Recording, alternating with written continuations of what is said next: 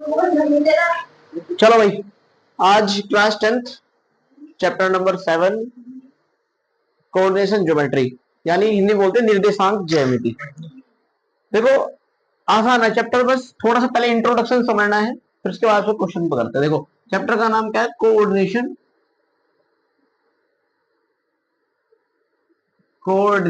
Geometry. Coordination geometry. अब जरा ध्यान से देखना है चैप्टर नंबर 7। देखो भाई, आपने क्लास 9th में एक चीज पढ़ी होगी, 9th में ये पढ़ा होगा कि आपके पास ना वहां भी था कोऑर्डिनेशन ज्योमेट्री।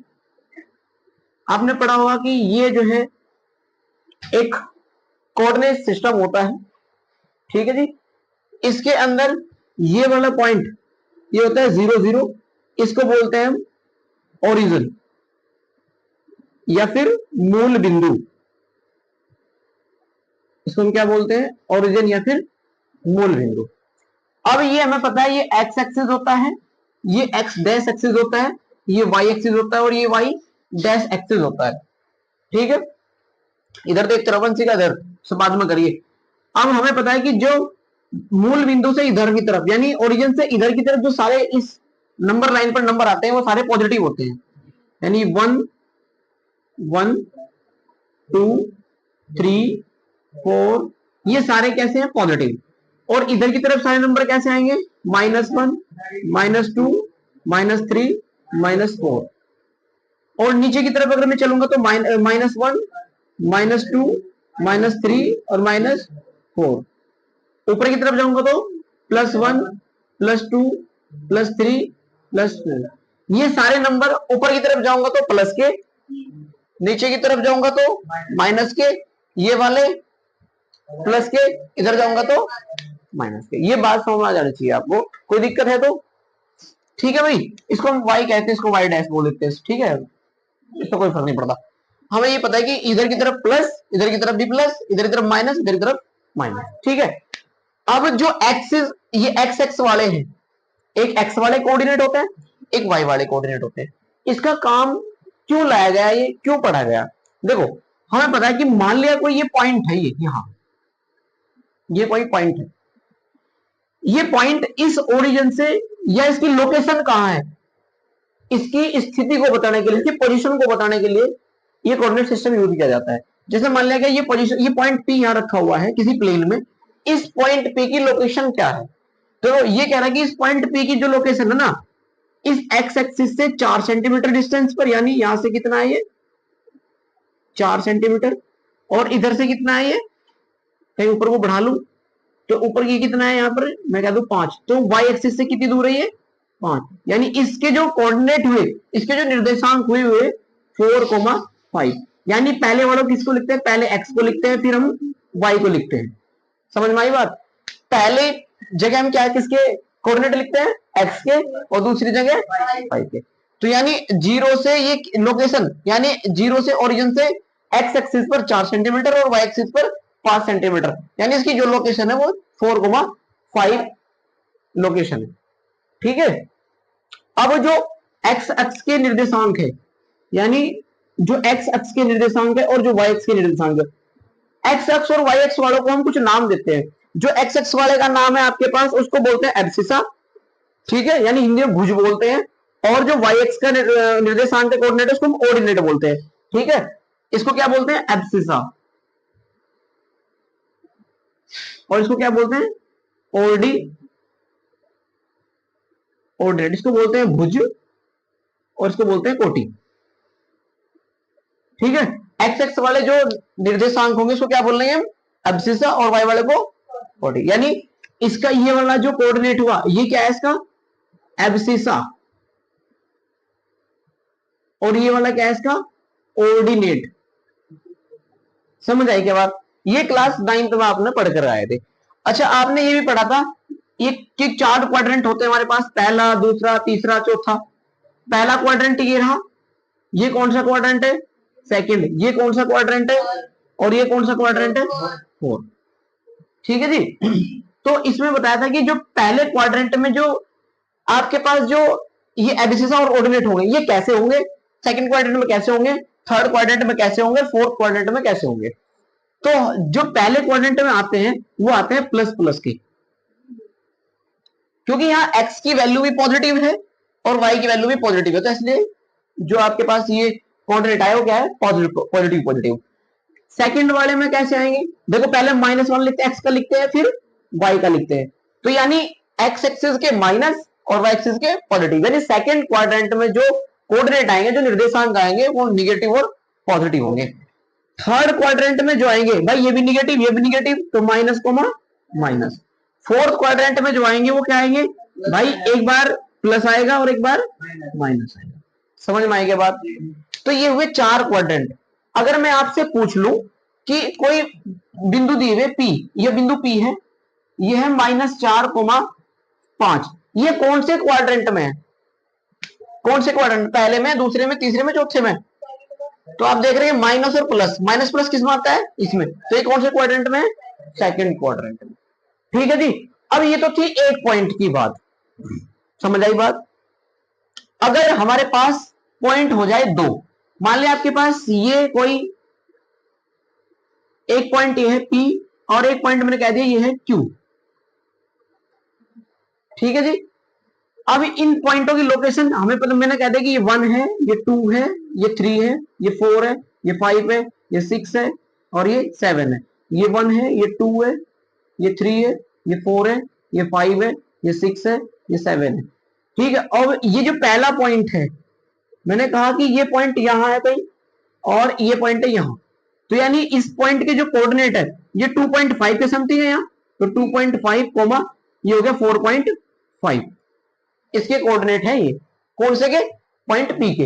अगर इस वाले Q की बात करूं तो यहां पर आए हम, ये होगा 6.5 और यहां पर मैं ऊपर गया, ये होगा 6.5, तो यानी Q के कोऑर्डिनेट कितने हैं? 6.5। समझ आई बात? अब ये इस एक्सरसाइज में पूछेगा क्या आपसे? आपसे पूछेगा कि ये जो 2 पॉइंट है ना, ये 2 पॉइंट, ये कितनी दूर है आपस में, ये पूछेगा।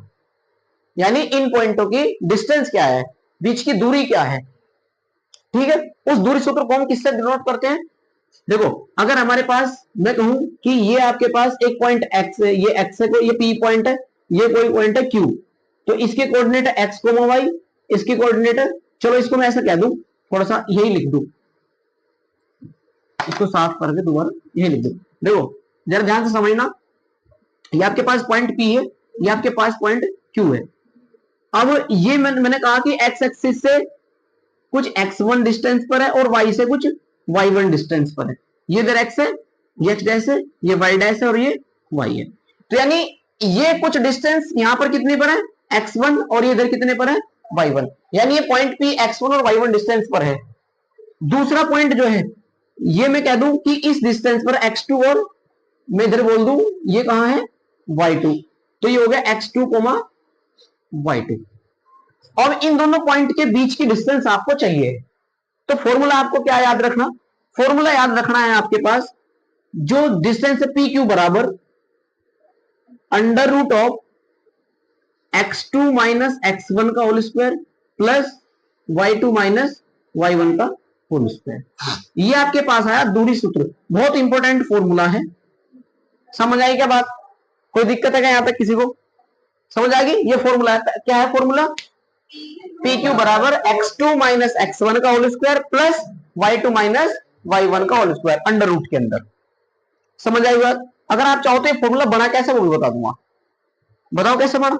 देखो जरा ध्यान से समझो, हमने ये नोट कर लो आप, जैसे नोट करना चाहो तो कर लो, चलो कोई बात नहीं। अब देखो जरा इसको हम समझते हैं कि फॉर्मूला आया कैसे। चलो जय जय, देखो सुनो भाई, फॉर्मूला क्या है हमारे पास? फॉर्मूला आपके, अब मैंने अभी बताया आपको, पी क्यू बराबर क्या है? Under root of x2 minus x1 का whole square plus y2 minus y1 का होल स्क्वायर। ये आपके पास फॉर्मूला है, इस फॉर्मूले को मुझे प्रूफ करना है। यानी ये कैसे आया है? देखो जरा, मेरे पास ये कोई कोऑर्डिनेट सिस्टम है, निर्देशांक है कोई, मतलब अब यहां से क्या हुआ, मैंने कहा कि ये पॉइंट पी है, यहां पर जरा ध्यान से समझते रहो, ये पॉइंट पी है और इसके जो निर्देशांक है, मैंने कहा कि x1 डिस्टेंस पर है ओरिजिन से। ओरिजिन क्या होता है 0 0, मूल बिंदु क्या होता है 0 0, यानी ये ओरिजिन से x1 डिस्टेंस पर है और ये ओरिजिन से y1 डिस्टेंस पर है। तो इस p के जो कोऑर्डिनेट हुए वो कितने हुए x1 y1। यहां तक की बात बताई थी अभी। अगर मैंने कहा कि ये पॉइंट है आपके पास कहीं p, अब सॉरी q, इसको q मान लेते हैं, ये पॉइंट है q और इसके x 0 से यानी मूल बिंदु से जो डिस्टेंस है ये x2 है, x2 है, और यहां से जो y से कितनी है मूल बिंदु से इस वाली जगह ये y2, यानी इसके जो कोऑर्डिनेट आया आपके पास, इसके जो निर्देशांक आया आपके पास वो कितने आए x2, y2। बात समझ आई या नहीं आई? मैं इसको ऐसे, मुझे क्या निकालना है, इन दोनों पॉइंट के बीच की डिस्टेंस चाहिए।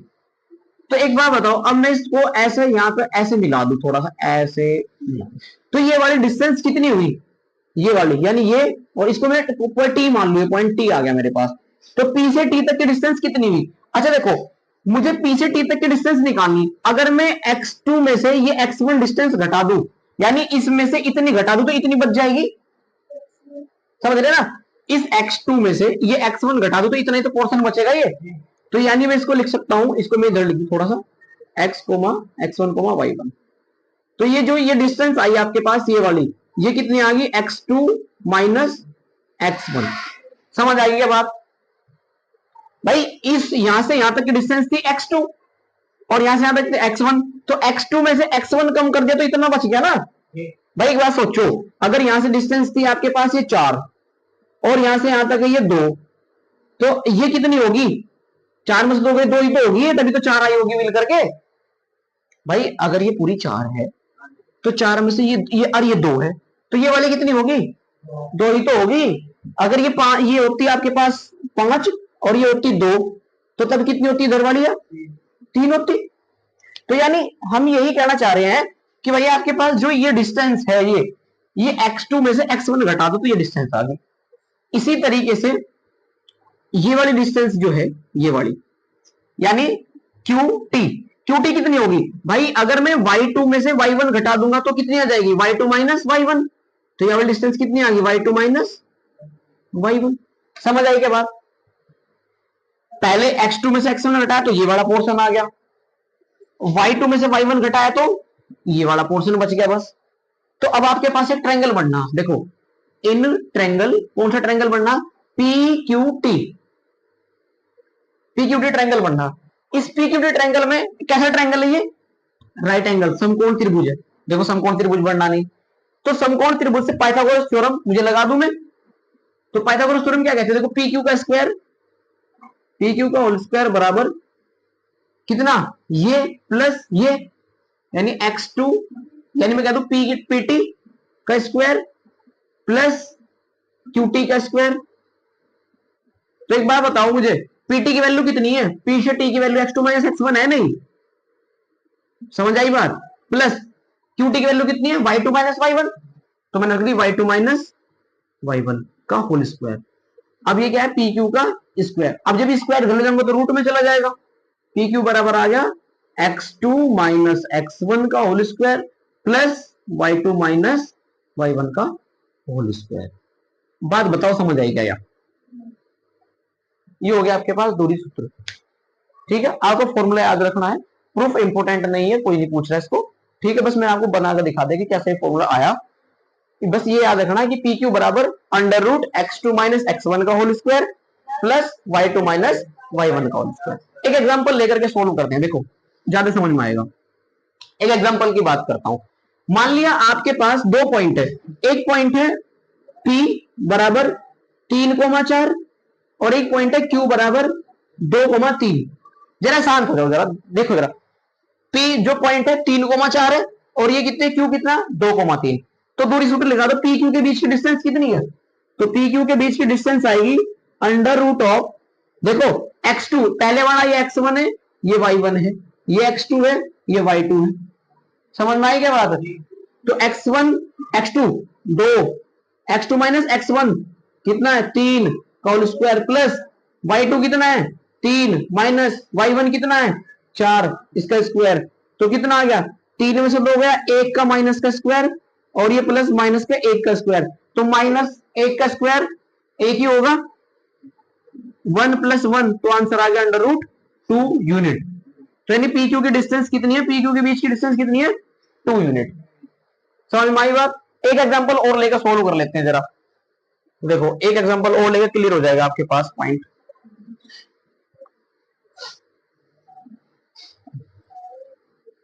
देखो जरा सुनो अब जरा, सारे क्वेश्चन ऐसे ही है, बहुत आसान है। हमारे पास ये कोऑर्डिनेट सिस्टम है कोई, इसमें कहा कि पॉइंट P है और ये पॉइंट Q है। इस पॉइंट P के निर्देशांक है 5,2 और ये है 10,4। ये ऐसे पॉइंट दे रखे, इन दोनों पॉइंट के बीच की डिस्टेंस पूछ रहा है वो। तो हमें सबसे पहले क्या करना, x1 की वैल्यू कितनी आई, पहले x1 की वैल्यू लिख लेते हैं, कितनी है 5, x2 की वैल्यू कितनी है 10, y1 की वैल्यू कितनी है, y1 कितना भाई, ऐसे लिख लो, इधर लिख लो, y1 कितना है, देखो y1 ये है ना 2, y2 कितना है 4। तो फॉर्मूला लगा दो, पी क्यू के बीच की डिस्टेंस कितनी है under root of x2 minus x1 का whole square plus y2 minus y1 का होल स्क्वायर। तो x2 कितना है भाई यहाँ पर 10 माइनस 5 प्लस y2 कितना है यहाँ 4 और y1 कितना है यहाँ 2 इसका स्क्वायर। तो टोटल कितना आ गया भाई 10 में से 5 गए 5 का स्क्वायर प्लस 4 में 2 गए 2 का स्क्वायर। तो यहां से कितना आ गया 5 पंजे 25 और प्लस 2 दूनी 4, 25 और 4 29 अंडर रूट 29 यूनिट या 29 इकाई। इतना आपके पास ये समझ में आई। तो ये था हमारे पास कोऑर्डिनेट ज्योमेट्री का इंट्रोडक्शन। ठीक है जी, उम्मीद करते हैं आपको समझ में आया होगा। ठीक है, चलिए।